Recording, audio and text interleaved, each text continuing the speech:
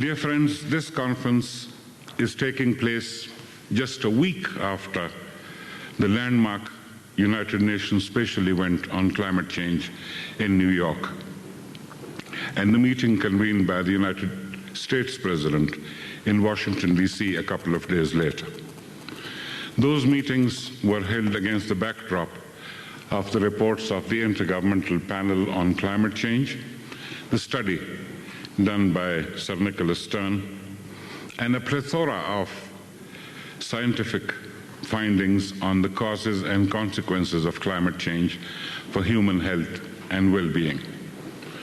Those reports noted the compelling scientific evidence that climate change is taking place, that climate change has been caused to a large extent by human actions.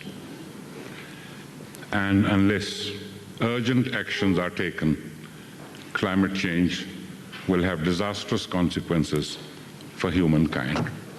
It is widely recognized that unless this challenge is addressed, the international community shall not be able to achieve the paramount objective of poverty eradication and the achievement of the Millennium Development Goals.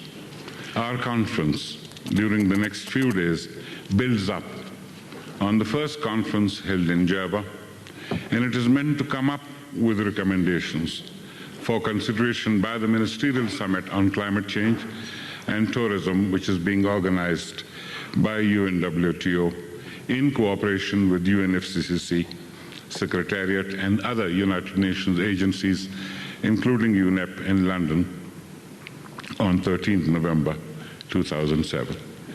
The outcome of the November summit will serve to inform and enrich the negotiations in Bali. Climate change is impacted by tourism in many ways. The most talked about impact is the greenhouse emissions.